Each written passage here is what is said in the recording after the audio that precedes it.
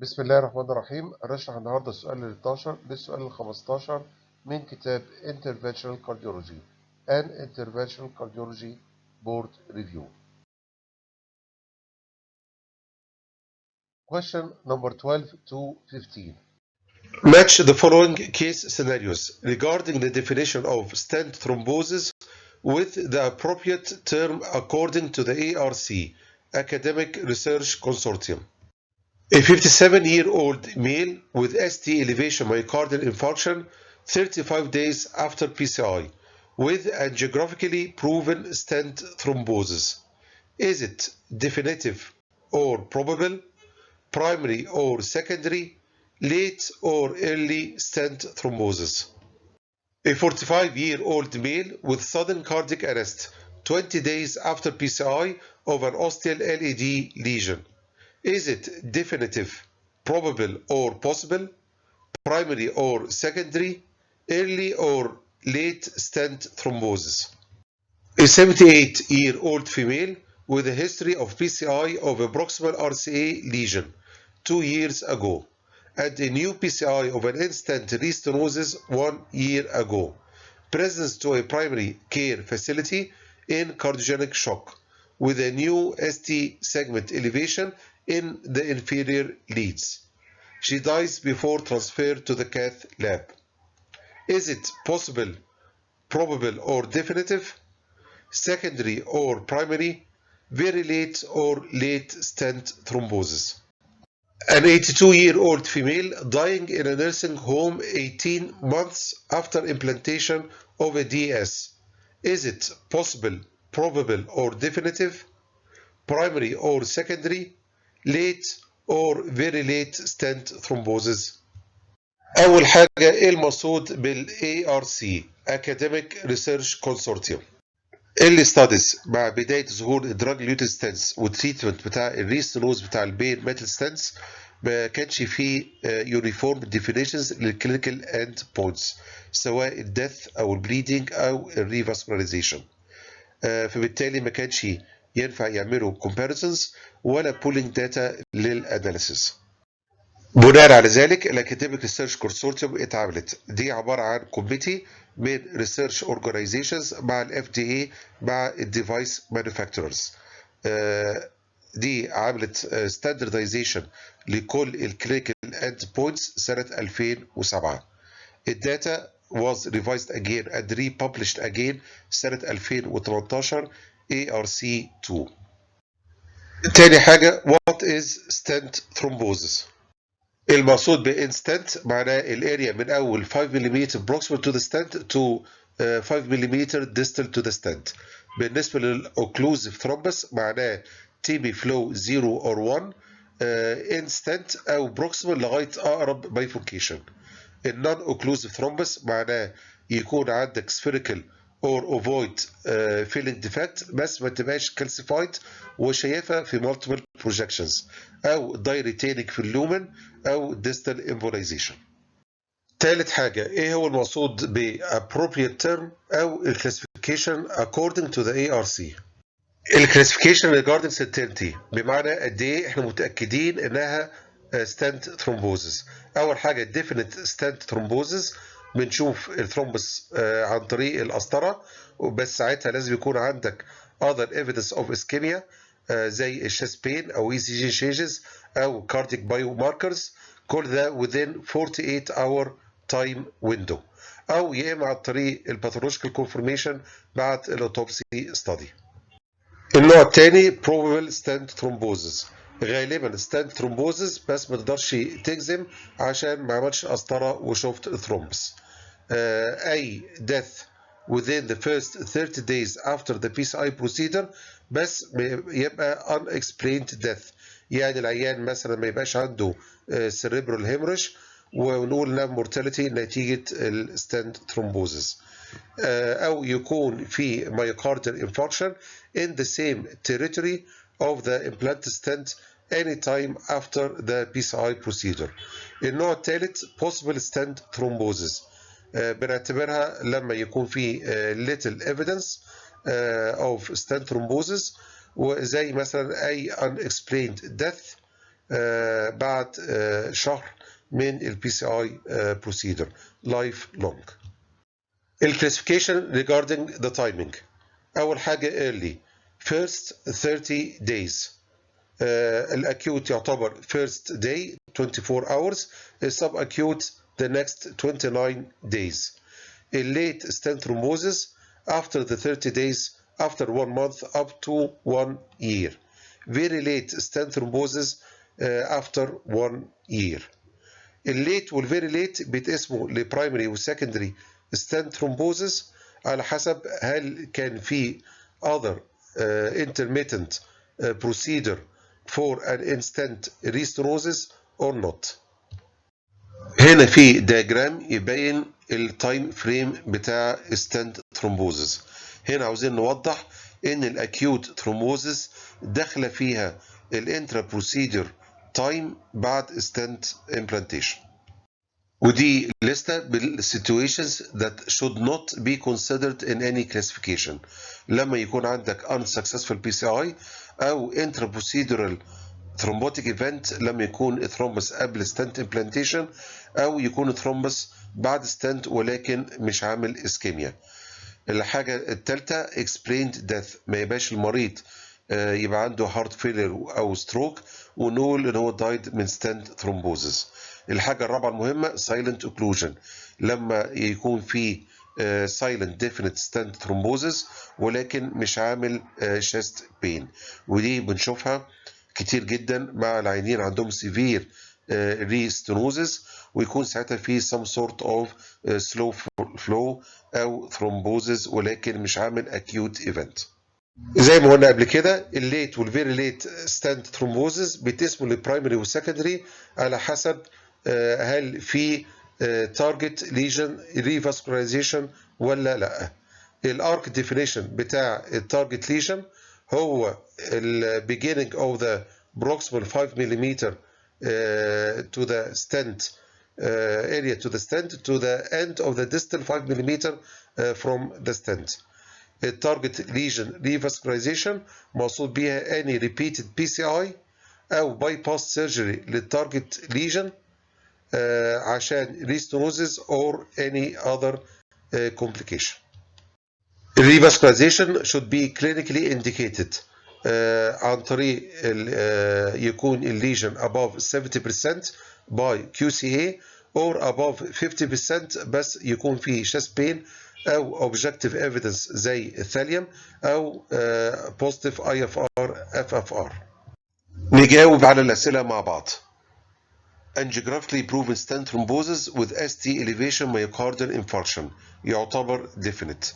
35 days after the PCI يعتبر late. مفيش intercurrent target revascularization يعتبر primary. So the correct answer is A. السؤال الثاني sudden cardiac arrest 20 days after the PCI يعتبر early and probable عشان عندنا unexplained death within 30 days after the PCI ويعتبر primary stent thrombosis عشان مفيش intercurrent revascularization. So the correct answer is B. السؤال الثالث acute myocardial infarction with cardiogenic shock in the same territory of the PCI procedure يعتبر probable. 2 years after the PCI يعتبر very late. Intermittent recurrent target revascularization 1 year before يعتبر secondary. So the correct answer is C. السؤال الرابع a female dying 18 months after the PCI procedure يعتبر very late ويعتبر possible عشان unexplained death وفي نفس الوقت primary عشان مفيش in between revascularization. So the correct answer is D. عشان الكلام يبقى له clinical application this is a real life case presentation. A 67-year-old male patient diabetic and hypertensive presented with anterior ST elevation myocardial infarction. A bare metal stent was implanted in the LED 10 years ago, followed by another DS in the bare metal stent 2 years later. 5 months ago, a coronary angio was done and showed a mild lesion in the stent. A rescue PCA or PCI was planned, and the angio showed a mid-LED occlusive stent thrombosis with restoration of the flow after several non-compliant balloon dilatations of the progressive in-stent lesion. So the correct answer is anterior ST elevation myocardial infarction due to definite occlusive secondary very late stent thrombosis. عشان نعرف الانستنس بتاع very late stent thrombosis with ST elevation myocardial infarction presentation in our real life practice عاوزين نعرف حجم المشكلة the magnitude of the problem. كلنا عارفين الستنت thrombosis incidence is more in the first 30 days, then less frequent in the first 1 year, with a nearly fixed rate after 1 year, lifelong. الانسيدنس بتاع mortality and morbidity are very variable according to definitions and classifications, ولكن المورتاليتي ممكن is up to 40%. And the myocardial infarction is up to 70%. Target vessel revascularization treats the problem on spot, ولكن الانسيدنس بتاع stent thrombosis later on is higher. الفيرست جنريشن drug eluting stents حلت مشكلة الانستنت restenosis، ولكن على حساب increased incidence of very late stent thrombosis. أما بالنسبة للسكند جنريشن it decreased the very late stent thrombosis, or in another reading it may have only just postponed its incidence and its peak. We need a more prolonged studies to confirm this point. معنى الكلام ده ان كل العيانين اللي مركبين بين metal stents and drug eluting stents first and second generation have a possible incidence of stent thrombosis.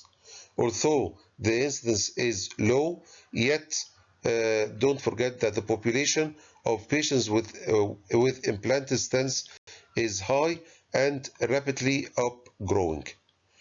النقطة الثانية إن المورتاليتي and morbidity are very high in these situations. سؤال مهم جدا، ليه بنعمل timing classification؟ عشان نفرق between different pathophysiological causes. Most common cause in the first 30 days is procedural or technical إلى جانب compliance with debt. Procedural زي مثلا uncovered plaques, or technical زي bifurcation overlapping two stent techniques. The most common cause in the next 11 months is compliance with debt. إلى جانب technical issues زي bifurcation stenting، أما rule of procedural effect is less than before. After 1 year, the most common cause is a new pathophysiological process not related to the technique or the lesion risk factors. سواء despite dual antiplatelet therapy or even after long periods of debt discontinuation.